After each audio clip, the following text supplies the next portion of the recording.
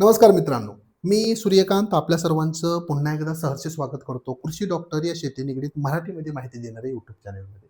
आजचा विषय खास करून आपण कलिंगड आणि खरबूज पिकावरती घेतलेला आहे आणि या व्हिडिओमध्ये मी तुम्हाला सांगणार आहे, की कलिंगड आणि खरबूज पिकामध्ये जर वेलींची अचानक मर होत असेल, म्हणजे विल्टिंग दिसून येत असेल, मर रोग येत असेल, तर तुम्हाला कोणते ठोस उपाय करायचे आहेत? बऱ्याच शेतकऱ्यांनी आपल्याला मेसेज किंवा फोन केलेले आहेत, की याची आम्हाला थोडीशी सविस्तर माहिती द्या. हरकत नाही, आपण व्हिडिओ बनवत आहोत. प्रयत्न करेल व्हिडिओ छोटासा बनवण्याचा. व्हिडिओ पूर्ण पहा. व्हिडिओच्या शेवटी जर तुम्हाला ही माहिती आवडली, तर हा व्हिडिओ तुमच्या इतर शेतकऱ्यांबरोबर शेअर नक्की करा. चला तर वेळ न घालवता सुरुवात करूया.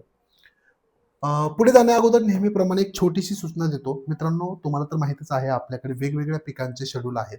हे शेड्यूल तुम्हाला खरेदी केल्यानंतर पीडीएफ स्वरूपामध्ये तुमच्या WhatsApp नंबरवरती पाठवण्यात येतात. सध्या आपल्याकडे सोयाबीन, गहू, हरभरा, कांदा, कोथिंबीर, खरबूज, कलिंगड आणि ऊस पिकाचं शेड्यूल आहे. तुम्हाला याची अधिक माहिती हवी असेल तर स्क्रीनवरती दिलेल्या WhatsApp नंबरवरती आम्हाला मेसेज करा. नसेल तर यांच्या सर्व लिंक मी डिस्क्रिप्शन बॉक्समध्ये दिलेल्या आहेत. तिथून तुम्ही हे थेट खरेदी देखील करू शकता. सूचना समाप्त झालेली आहे. लगेच पुढे जाऊया. बघा, खरबूज आणि कलिंगड पिकामध्ये जर विल्टिंग दिसत असेल, आता हे टायटल थोडंसं तुम्ही दुर्लक्ष करा. या ठिकाणी तुम्ही समजा की विल्टिंग येण्याची प्रमुख कारणं जर तुम्ही पाहिली, तर ही प्रमुख कारणं आहेत. फिजरम बुरशी म्हणजे त्या ठिकाणी जर मुळाजवळ जमिनीमध्ये बुरशीजन्य रोगाचा प्रादुर्भाव निर्माण झाला, तर नक्कीच त्या ठिकाणी विल्टिंग येऊ शकतं. जास्त पाणी तुम्ही जर गरजेपेक्षा कलिंगड, खरबूज पिकाला जर पाणी देत असाल, जास्त पाणी देत असाल, तर 100% त्या ठिकाणी विल्टिंग येऊ शकतं.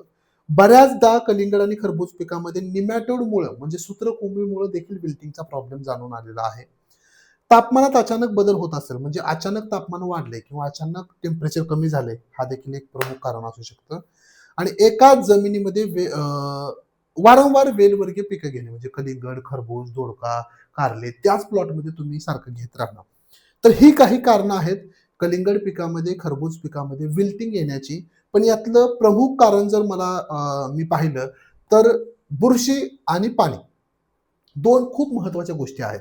पाणी जर जास्त दिलं मित्रांनो 100% विल्टिंग येणार आणि जर तुम्ही त्या ठिकाणी बुरशीजन्य रोगाला जर त्या ठिकाणी कांडोळा केला, म्हणजे योग्य वेळी जर त्या ठिकाणी उपाययोजना नाही केल्या, तरी देखील विल्टिंग तुम्हाला त्या ठिकाणी जाणवणार आहे. तर यासाठी तुम्हाला काय करायचं आहे? कलिंगड, खरबूज पिकामध्ये विल्टिंग येऊ नये म्हणून किंवा आल्यानंतर काय करायचं आहे लक्षपूर्वक पहा. उपायामध्ये मर लागलेली झाडे मुळासकट उपटून शेताच्या बाहेर नेऊन जाळावी. सगळ्यात महत्त्वाचं हे करा. सुरुवातीला म्हणजे जर समजा अर्धा प्लॉट विल्टिंगने झालाय तसं नाही करायचं. पण सुरुवातीला आपण डेली ऑब्झर्वेशन करतो. 2-3 झाडं दिसलेत, पटकन त्या ठिकाणी काढून घ्या. त्यांच्यावरती मोह ठेवू नका. कारण तुमचं जे विल्टिंग आहे ते पसरणार नाही. नाहीतर ती जी बुरशी आहे सांगितल्याप्रमाणे इतर निरोगी रोपांना त्या ठिकाणी लागणार आहे.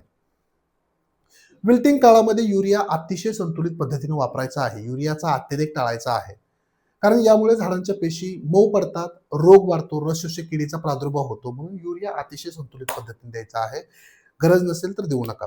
ड्रिपमधून सिलिकॉन दिल्यास झाडाची रोग प्रतिकार क्षमता वाढते. तुम्ही ऑर्थोसॅलिसिक ॲसिड त्या ठिकाणी ड्रिप असेल किंवा फवारणीच्या माध्यमातून वापरू शकता. याने प्रतिकार क्षमता वाढते झाडाची. सुरुवातीच्या काळात म्हणजे जर विल्टिंग 1-2 वेलीवरतीच आहे किंवा तुम्हाला जर असं वाटत असेल, की विल्टिंग येऊ नये म्हणून मी काय करावं? तर तुम्ही ट्रायको आणि सुडोमोनासचं कॉम्बिनेशन वापरू शकता.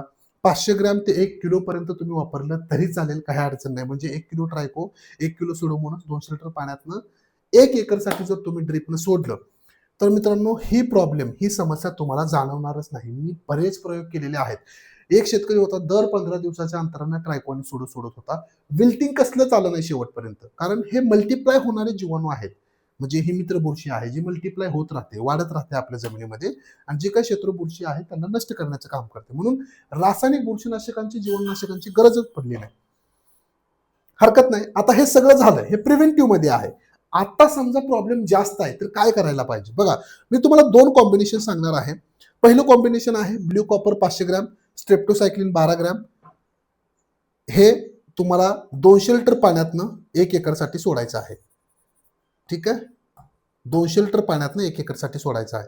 पुन्हा एकदा सांगतो, blue copper 500 gram, streptocycline 12 gram, 200 litre पाण्यातनं 1 एकरसाठी आपल्याला ड्रिपनं सोडा, आळवणी करा. म्हणजे लहान वयात तुम्हाला जर प्रॉब्लेम दिसत असेल तर आळवणी करा.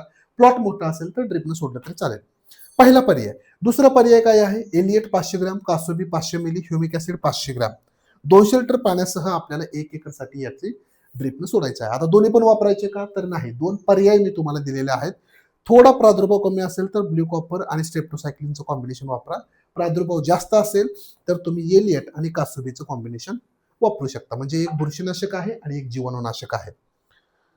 ठीक आहे? पण शक्यतो हे करायला त्या ठिकाणी तुम्ही प्लॅनिंग करा. हे जर केलं तर तुम्हाला हे करण्याची गरज पडणार नाही. म्हणजे प्रिव्हेंटिव्ह स्वरूपामध्ये आपल्या प्लॉटला निरोगी ठेवा. जास्त रॉकेट सायन्स नाही.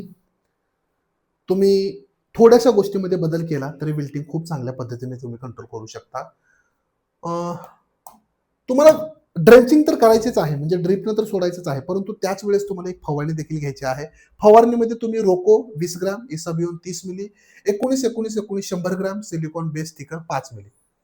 15 लिटर पाण्यासाठी प्रमाण सांगितलेलं आहे. तुम्हाला जेवढे पंप लागतात त्यानुसार औषध घ्या आणि फवारणी करा.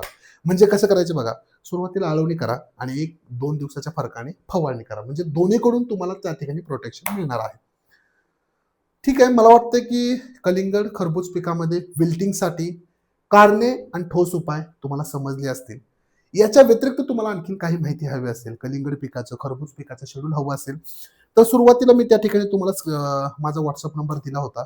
त्याच्यावरती तुम्ही मला मेसेज करू शकता किंवा डायरेक्ट आपलं शेड्यूल डिस्क्रिप्शन बॉक्समधील लिंकवरून ऑनलाईन खरेदी करू शकता. माहिती समाप्त झालेली आहे. व्हिडिओ कसा वाटला ते देखील सांगा. पुढचा व्हिडिओ आम्ही कुठला बनवावा ते देखील सुचवा आणि व्हिडिओ खरंच आवडला असेल तर तुमच्या इतर कलिंगड आणि खरबूज उत्पादक शेतकऱ्यांबरोबर शेअर नक्की करा.